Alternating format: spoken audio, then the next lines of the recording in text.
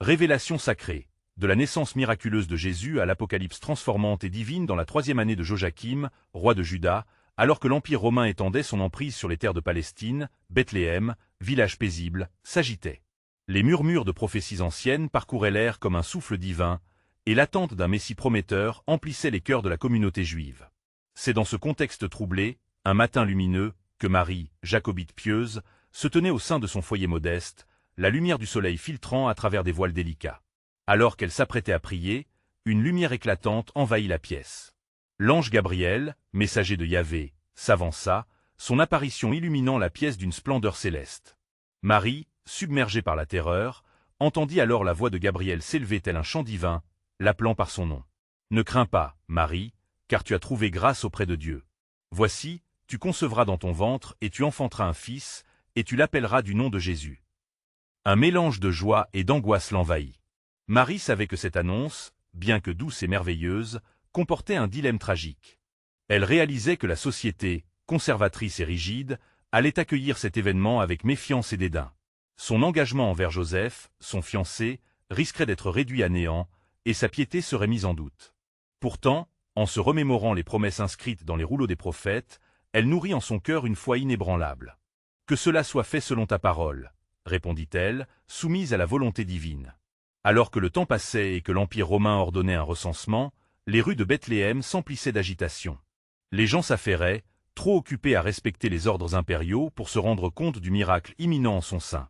Au milieu de cette effervescence, Joseph, soucieux et protecteur, avançait aux côtés de Marie, sa main serrant la sienne avec une force rassurante. Les murmures autour d'eux, ceux des curieux et des sceptiques, résonnaient dans les cœurs d'hommes et de femmes, mais ils demeuraient résolus à répondre à l'appel divin. Cela ne tarda pas. C'est dans un abri de fortune, loin des regards, qu'une douleur stridente perça le silence nocturne.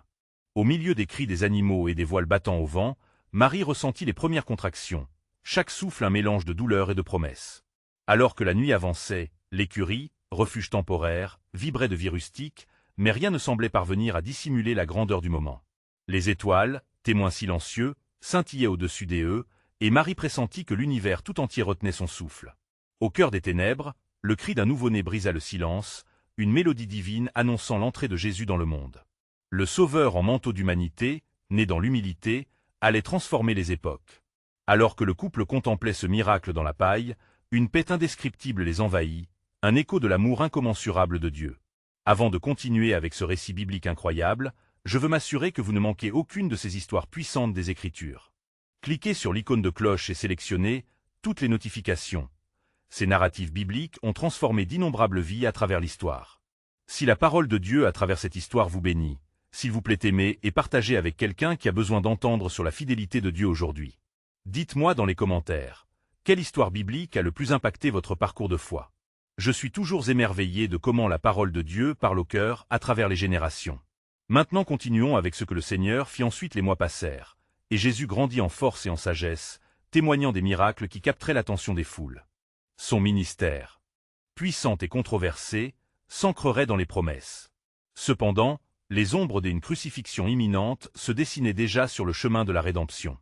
Une promesse encore plus grande frémissait à l'horizon, alors que le cœur de Marie, blessé mais plein de foi, s'accrochait à l'assurance de la résurrection et de la glorification à venir. Le plan de Dieu, à la fois mystérieux et majestueux, continuait de se déployer au milieu des tumultes de telle humanité, se préparant à toucher chaque cœur désireux de croire. Les jours se succédaient lentement, et chaque instant voyait grandir le petit Jésus. Les rires des enfants, les jeux innocents des voisins, les contes des anciens emplissaient le village de Bethléem, tandis que la lumière divine, posée sur cet enfant, fut un doux murmure au cœur des croyants. En silence, Marie observait son fils, sachant qu'il était le Messie tant attendu, la manifestation de la promesse de Dieu. De jour en jour, les prophéties s'accomplissaient lentement, comme le souffle d'un vent doux, mais puissant. Dans le temple, la voix du vieux Siméon résonnait alors qu'il reconnaissait en Jésus l'accomplissement de l'espérance des Israël. Maintenant, Seigneur, tu laisses ton serviteur s'en aller en paix, selon ta parole, car mes yeux ont vu ton salut. Luc 2, 29-30. Ce moment marquait le début d'un récit qui s'étendrait bien au-delà des murs de ce temple. Car un appel retentissant était sur le point de s'élever, une signature divine gravée dans le fil de telle humanité. Tout en avançant dans le mystère de sa destinée, Jésus, jeune garçon de 12 ans, se rendit à Jérusalem pour la Pâque. Ses parents, Melchior et Marie, l'avaient perdu de vue dans la foule, préoccupés par les rituels sacrés. Ce fut là, dans le temple, qu'ils le retrouvèrent parmi les enseignants, écoutant et leur posant des questions. Sa sagesse était si grande qu'il en stupéfiait tous les présents. Luc 2, 46-47. Il ne comprenait pas encore pleinement qui il était, ni la profondeur de ce qu'il révélerait au monde. Un sentiment de malaise grandissait parmi les autorités religieuses, alors que la voix douce mais puissante du Messie commençait à résonner. Les pharisiens, inquiets de perdre leur contrôle, murmuraient des stratagèmes, cherchant à étouffer cette lumière qui jaillissait de l'enfant comme une étoile filante dans la nuit de l'oppression romaine. S'il continue ainsi, tous croiront en lui et nous perdons notre place. Jean 11h48. Marie observait tout cela avec un cœur partagé. Son amour pour son fils, ainsi que sa douleur anticipée, l'étreignait à chaque pas de sa vie. Lors de ces heures sombres, une promesse s'enracine plus profondément dans son âme. Au fur et à mesure que les échos de la rébellion naissaient autour d'eux, chaque sourire d'un enfant, chaque regard admiratif était un éclat d'espoir dans l'obscurité croissante. Un jour, Jésus se tourna vers elle et lui dit avec sagesse : « Pourquoi me cherchiez-vous ? Ne saviez-vous pas que je dois être dans les affaires de mon Père » Luc 2h49. Marie savait que sa vie serait marquée par des épreuves extraordinaires, mais son cœur battait avec la certitude que le plan de Dieu s'accomplirait dans le paysage méconnu de leur réalité. Les années passèrent, et la voix de Jean-Baptiste, le précurseur, se fit entendre dans le désert, appelant les foules à la repentance. Préparez le chemin du Seigneur, rendez droits ses sentiers, Matthieu 3h3. Il annonçait celui qui viendrait, et dans sa proclamation résonnait l'écho des Écritures. La promesse de rédemption approchait, et le cœur de Dieu battait avec une ferveur nouvelle pour son peuple. Il se dessinait une rencontre divine imminente, un tournant essentiel du récit sacré. Entre les murmures des dissidents et les cris de joie des croyants, le moment où le ciel s'ouvrirait pour révéler le chemin pour tous, se dessinait à l'horizon. Alors que les cieux s'éveillaient, une parole silencieuse flottait dans l'atmosphère. « Car je connais les plans que j'y ai pour vous, déclarait l'Éternel, plans de paix et non de malheur, afin de vous donner un avenir et un espoir. » Jérémie 29:11. Le plan souverain de Dieu, englobant tant de promesses, poursuivait son cours éternel, attendant ceux qui auraient foi. Les jours de Jean-Baptiste s'étiraient dans le désert, tandis que son message résonnait parmi les foules affamées de vérité. « Repentez-vous, car le royaume des cieux est proche. » Matthieu 3h2, clamait-il, sa voix rauque et puissante se mêlant au souffle du vent chaud. Ces mots, empreints d'une autorité divine, attiraient ceux qui cherchaient un sens à leur existence dans l'obscurité spirituelle de la nation. Les cœurs s'éveillaient à la conscience de leurs péchés, désireux de se tourner vers celui qui viendrait. Le jour du baptême approchait, et Israël, plongé dans l'attente, ressentait déjà le frisson d'un changement imminent. Jean, vêtu de poils de chameau et se nourrissant de sauterelles et de miel sauvage, représentait un prophète à elle ancienne, le dernier des esprits que Dieu avait envoyés. Dans son âme, il savait que sa mission était plus qu'une simple préparation. Il était le prélude à une révélation qui redéfinirait le sens du lien entre Dieu et son peuple. Lorsque Jésus fit son apparition, les cieux parurent et s'ouvrirent, et la lumière divine sembla se concentrer sur lui. Les foules s'écartèrent alors qu'il s'approchait de Jean pour se faire baptiser dans les eaux du Jourdain. « Je te baptise d'eau pour la repentance, mais celui qui vient derrière moi est plus puissant que moi, je ne suis pas digne de porter ses souliers. Lui vous baptisera des esprits saints et de feu. » Matthieu 3h11, annonça Jean avec une humilité radicale. Tandis que Jésus émergeait des eaux, un silence solennel enveloppa les lieux. Tout à coup, le ciel s'ouvrit de manière éclatante, et l'Esprit de Dieu descendit sur lui comme une colombe. Lui-même, le Fils bien-aimé, conforté par la voix céleste qui proclamait « Celui-ci est mon Fils bien-aimé, en qui j'ai mis toute mon affection. » Matthieu 3h17. À ce moment, la promesse de rédemption prenait chair. Le Messie tant attendu était reconnu non seulement par Jean, mais par le ciel lui-même. Les événements qui en suivirent révélèrent une bouleverse des attentes humaines. La voie des traditions établies fut remplacée par l'enseignement autorisé de Jésus. Ce dernier, parcourant les villages et guérissant les malades, commençait à prêcher le royaume, apportant une nouvelle compréhension de la loi et des prophètes. Ses paraboles, pleines de sagesse et de vérité, éveillaient des âmes assoupies. Les cœurs innocents et les esprits fatigués trouvaient repos en lui. Cependant, une ombre grandissante pesait sur cette lumière. Les pharisiens, tourmentés par la popularité de cet homme qui dérangeait, complotaient déjà dans l'obscurité, murmurant des accusations pour ébranler sa puissance. Leur peur d'une perte d'autorité les poussait à s'opposer à une œuvre divine qu'ils ne comprenaient pas. Que sommes-nous en train de perdre ? Se demandaient-ils, agités par leurs doutes et leur avarice. Marie observait tout cela en son cœur, chaque jour plus consciente du poids que portait son fils. Elle savait que les promesses de Dieu s'accomplissaient, Les paroles de Simon résonnaient encore. « Et toi, une épée transpercera ton âme » Luc 2h35.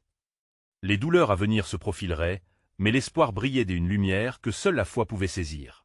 Peu à peu, le tableau futur se précisait.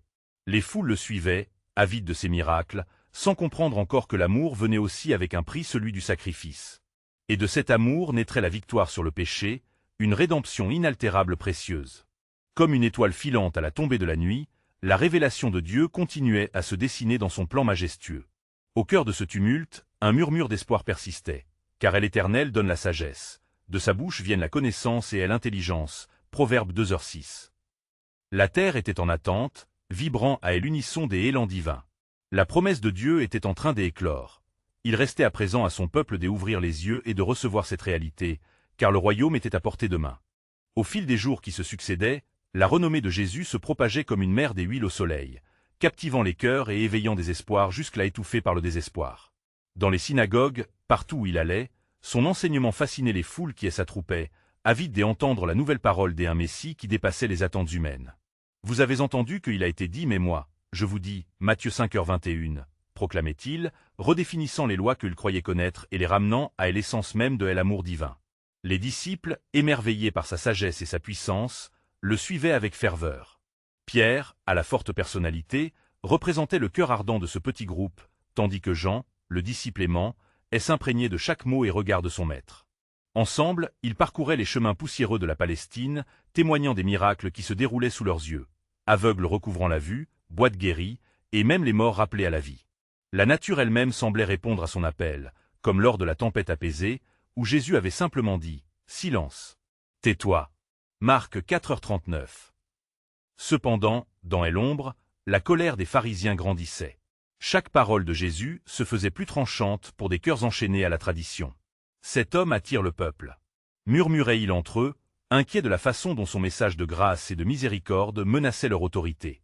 Des émissaires furent envoyés pour le piéger dans ses propres paroles, tentant de le faire tomber sous le poids de la loi, mais leurs embuscades échouèrent toujours, illuminées par la sagesse divine. Un jour, alors que Jésus s'apprêtait à prêcher sur la montagne, ses disciples s'étaient rassemblés autour de lui, attendant des paroles de vie. Il se mit à enseigner des vérités qui résonnaient dans leur cœur. Bienheureux ceux qui ont faim et soif de justice, car ils seront rassasiés. Matthieu 5h6. Ces paroles étaient autant une promesse qu'un appel, une invitation à vivre différemment, à rechercher la lumière au-delà des ténèbres. Mais alors que la gloire divine se révélait, un poids de douleur s'annonçait. Jésus prédit aux disciples les souffrances à venir, leur montrant qu'une voie de croix les attendait. Si quelqu'un veut venir après moi, qu'il renonce à lui-même, qu'il prenne sa croix et me suive. Matthieu 16h24. Dans cette déclaration, un appel à la consécration se mêlait à la promesse d'une vie renouvelée. Les murmures et inquiétudes parmi le peuple grandissaient. Des moments de révélation du cœur de Dieu se mêlaient à une intensification du désaccord entre le ciel et la terre. La multitude, bien que fascinée, commençait aussi à ressentir la lourdeur d'un choix à faire. Serait-ce finalement la coupe de souffrance, plutôt que celle de la gloire, qui attendait leur roi? Marie, en proie à ses réflexions, se remémorait les paroles de tel ange, « Il sera grand et sera appelé fils du Très-Haut. Et le Seigneur Dieu lui donnera le trône de David, son père. » Luc 1h32.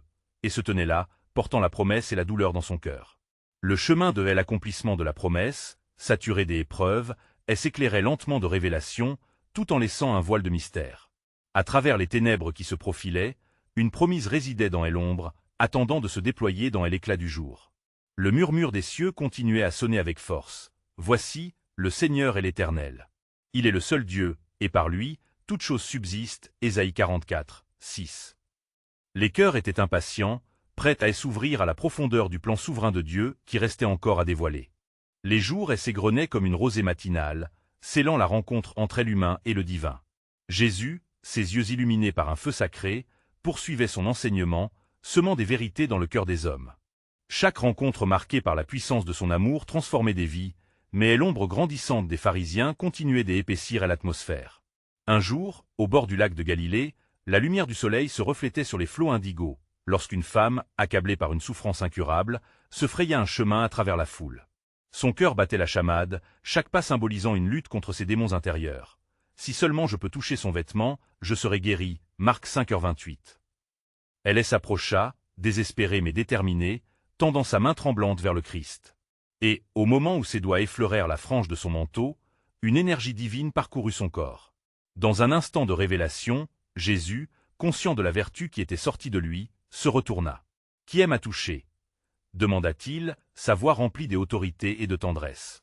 La femme, tremblante, se révéla, chuchotant son histoire de douleur. « Ma foi t'est sauvée, fille, répondit Jésus, et un profond réconfort s'installa dans son âme. Tout autour, les disciples observaient, perplexes. Cependant, tout n'était pas paix. Les cris de telle opposition se faisaient entendre de plus en plus forts. Les pharisiens, de plus en plus agacés, projetèrent un complot. « Il faut mettre fin à cette menace qui balaie notre autorité », murmurait leur chef, son visage marqué par l'angoisse.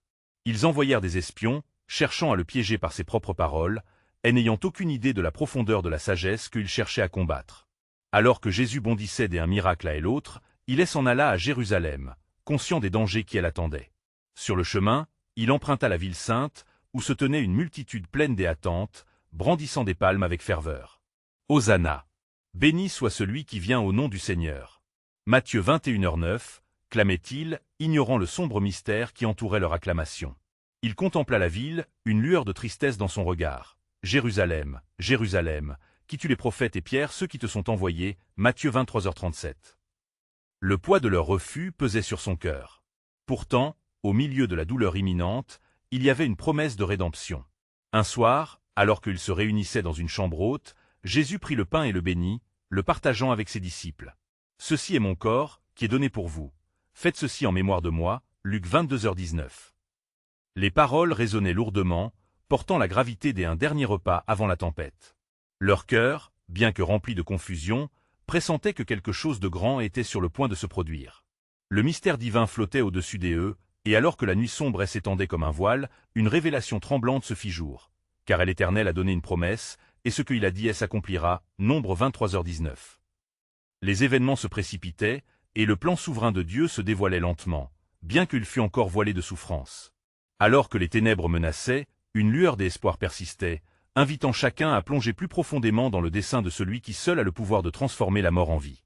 Et l'heure approchait où les cœurs seraient confrontés à une décision ultime, une révélation sacrée sur la nature du sacrifice et de la rédemption. La nuit s'étendait comme une mer de désespoir, mais dans l'intimité de la chambre haute, l'atmosphère palpita d'une attente électrique. Après avoir partagé le pain, Jésus se leva et la voix empreinte de gravité, il ajouta « Voici le calice de la nouvelle alliance, mon sang versé pour plusieurs, pour la rémission des péchés. » Matthieu 26, 28. Ainsi, il dessinait les contours d'un nouveau pacte, un lien sacramentel entre le ciel et l'homme. Les disciples, troublés par ces mots, échangèrent des regards inquiets. Pierre, en particulier, ressentait le poids croissant de ce qu'il ne comprenait pas entièrement. « Seigneur, où vas-tu » demanda-t-il, son cœur débordant de confusion. Jésus le regarda intensément, les yeux remplis de compassion et de connaissance. « Là où je vais, tu ne peux pas me suivre maintenant, mais tu me suivras plus tard. » Jean 13h36. Un mystère se cachait derrière cette déclaration, étreignant les âmes de ceux qui lui étaient chers. Peu après, en se rendant au jardin de Gethsémanée pour prier, Jésus ressentit une angoisse insurmontable. La pression spirituelle devenait écrasante, comme si chaque souffle qu'il prenait le rapprochait un peu plus de la souffrance qui l'attendait. Sa prière s'élevait, une supplication profonde au Père. « Si cela se peut, que cette coupe s'éloigne de moi. Cependant, non pas comme je veux, mais comme tu veux. » Matthieu 26, 39. La lutte entre la douleur et la volonté divine était palpable, et même les cieux semblaient retenir leur souffle. Alors que les ombres du jardin se rapprochaient, Judas, l'ami trahi, s'approcha avec une bande de soldats, la lumière des torchers dansant dans la nuit. « Celui que je baiserai, c'est lui. Saisissez-le. » Matthieu 26, 48, murmura-t-il, trahissant le maître d'un geste affectueux. Le baiser fut un symbole de trahison qui scella le destin de Jésus, marquant le début de la fin, mais aussi le début d'un nouvel espoir.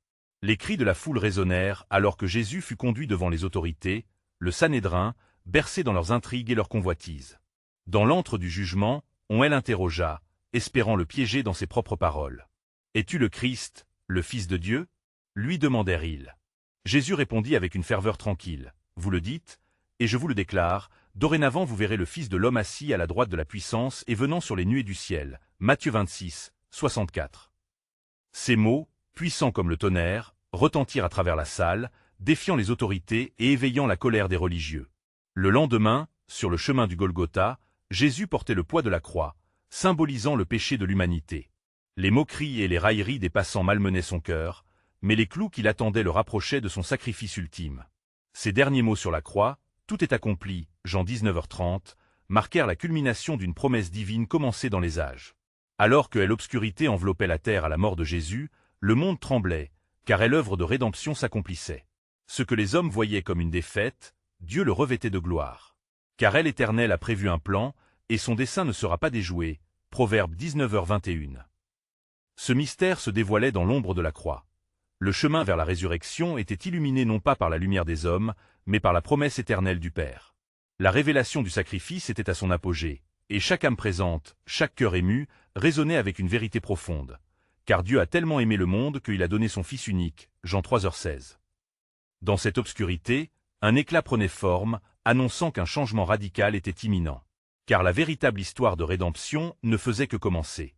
Alors que le soleil se levant doucement au-dessus de l'horizon, une lueur triste illuminait le ciel. Les cieux, assombris par la calamité de la croix, semblaient encore pleurer la perte du Christ.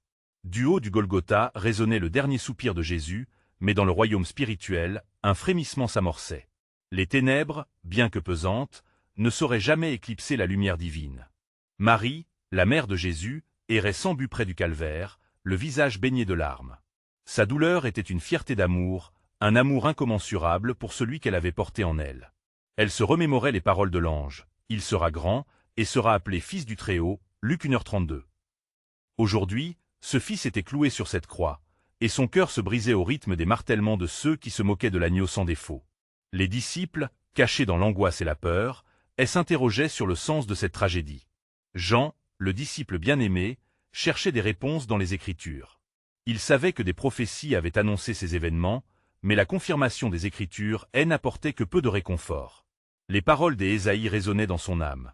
Il a porté nos maladies, et il s'est chargé de nos douleurs. Ésaïe 53, 4. Pourtant, la douleur d'un cœur déçu s'accrochait à son esprit. Que faire maintenant, après la crucifixion de leur maître?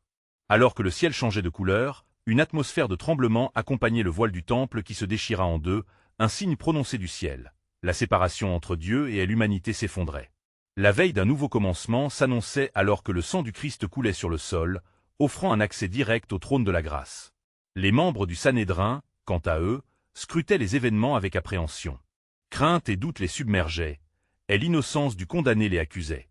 Avec la mort de Jésus, le monde connaissait un tohu-bohu profond. Les montagnes vacillaient et la terre tremblait, car toute la création semblait sensible à la souffrance de son Créateur. Les centurions, témoins de cet événement tragique, furent témoins de miracles par-delà la mort. Un des soldats, frappé par un profond sentiment de repentir, s'écria « En vérité, cet homme était fils de Dieu » Marc 15h39.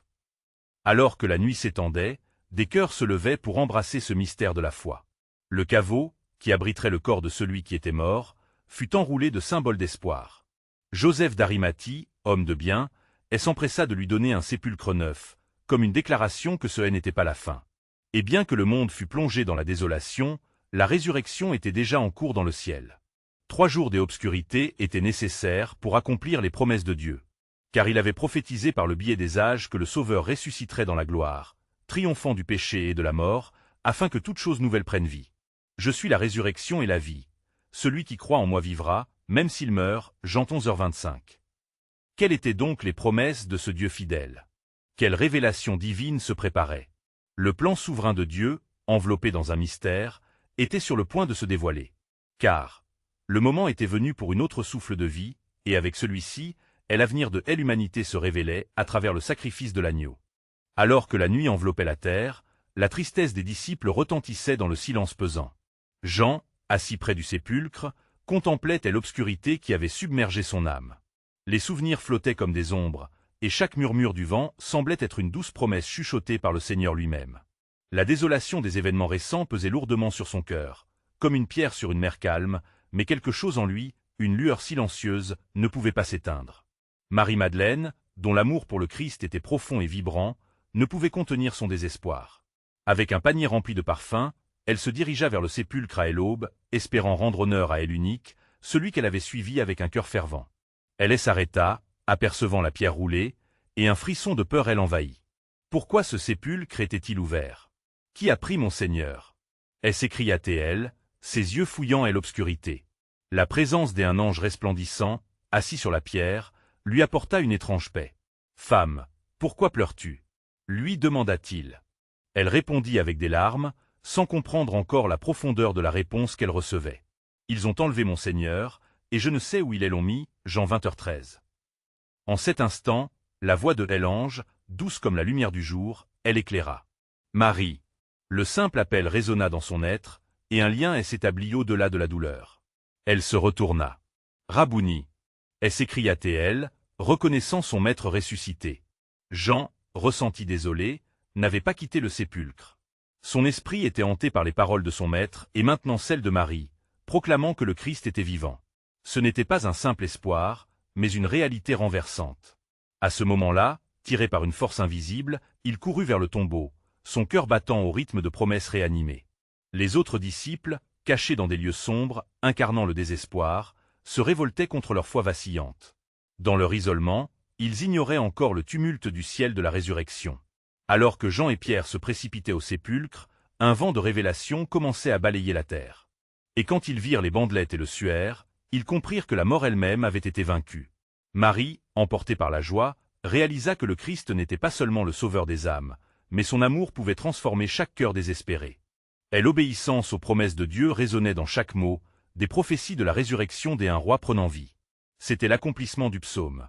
Tu ne laisseras pas ton sein voir la corruption, psaume 16h10. Alors que Jean et Pierre peinaient à croire, le souffle divin révélait la puissance de la promesse que Jésus avait faite. La lumière de la résurrection faisait éclipser la profondeur des ténèbres, et l'humanité, dans son ensemble, ressentait l'écho de ce miracle. Le Messie vivant ouvrait la voie à de nouveaux commencements. « Allez, dites à mes frères que je monte vers mon Père et votre Père », annonça le Christ ressuscité à Marie, Jean 20h17. Avec cette parole, l'humanité, depuis Adam jusqu'à présent, recevait la clé d'un avenir glorieux.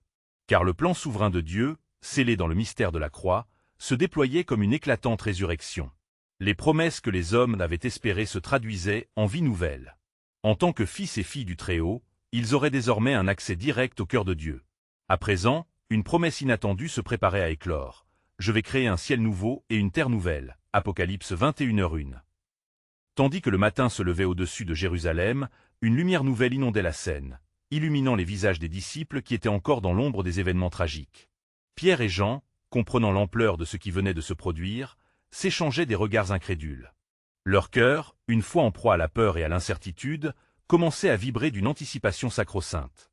Marie-Madeleine, se tenant à l'extérieur du sépulcre, ne pouvait contenir son émerveillement. « J'y ai vu le Seigneur !» s'écria-t-elle à ses compagnons. L'écho de ces mots résonnait comme une cloche divine, une proclamation qui brisait les chaînes du désespoir. Cependant, les autres disciples, assis dans la pièce sombre où ils s'étaient cachés, restaient sceptiques. Leur crainte les empêchait de croire que la mort avait été vaincue. « Que faisons-nous maintenant » demanda Thomas, le cœur tourmenté par la perspective d'un avenir incertain. Ses yeux cherchaient une réponse, une lumière au milieu de l'obscurité qui les avait enveloppés. « Rassemblons-nous » répondit Jean, une résolution croissante dans sa voix. Si le Maître est vraiment vivant, alors il n'y a rien à craindre.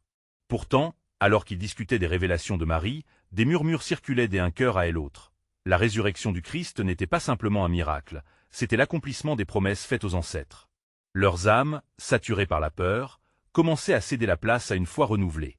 Soudain, dans le silence oppressant de la pièce, une lumière éclatante pénétra, et Jésus lui-même se tenait au milieu d'eux. « La paix soit avec vous », leur dit-il, sa voix douce mais pénétrante.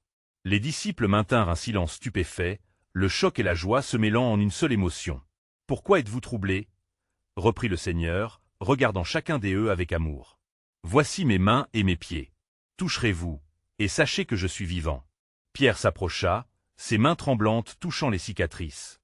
Son esprit alourdi par le souvenir du reniement, était maintenant marqué par une impétueuse rédemption. « Mon Seigneur et mon Dieu » s'exclama-t-il, une nouvelle compréhension illuminant son cœur.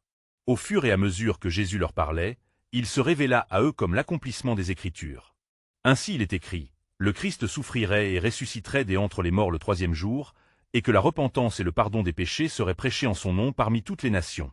Luc 24, 46-47. Ce message, est l'essence même de leur mission, les galvanisait. Ils sentaient une flamme de conviction naître en eux, la certitude que leur témoignage porterait des fruits au-delà des limites du temps. Alors qu'ils se levaient dans cette nouvelle lumière, l'Esprit Saint commençait déjà à se mouvoir parmi eux, bâtissant la fondation d'un témoignage qui changerait le monde. Leur crainte s'évanouissait, cédant la place à une audace nouvelle, et dans la lumière de la résurrection, ils se levaient pour répondre à l'appel divin. Chaque homme et femme, là dans la pièce, se tenait à l'orée d'une ère nouvelle. Avec le cœur renouvelé, ils comprirent que ces événements, orchestrés par Dieu, étaient bien plus qu'une simple libération de l'angoisse. Cela annonçait le début de la promesse d'un salut qui ne connaissait aucune frontière. Et au-delà de cette révélation, une autre question murmurait au travers des âmes des fidèles. Qu'est-ce que cela signifierait pour l'avenir? Alors que le Christ était parmi eux, l'horizon s'ouvrait sur de nouvelles dimensions d'espoir et de grâce. Car dans la profondeur de ce juste moment, les promesses de Dieu se déployaient, résonnant dans le climat spirituel du monde. Et il arrivera dans les derniers jours, dit Dieu, que je répandrai de mon esprit sur toute chair. Acte 2h17. Alors que le vent de la résurrection soufflait sur Jérusalem, les disciples se levaient avec une ardente détermination, leur cœur maintenant enflammé par l'espoir. La lumière du matin éclairait leurs visages marqués par l'angoisse, et au milieu de cette douce aube, une promesse se façonnait. Jésus, désormais vivant devant eux, les exhortait, comme le Père m'a envoyé, moi aussi je vous envoie, Jean 20h21. Ces mots résonnaient avec une autorité accablante et un amour palpable, les appelant à sortir des ombres de leur peur. Chaque disciple ressentait la puissance d'un appel divin, une mission sacrée se révélant au-delà des murs de leur terrier. Les récits de sa crucifixion et de sa résurrection se mêlaient à des souvenirs, car Jésus avait pris le temps de leur expliquer les Écritures qui annonçaient ces événements.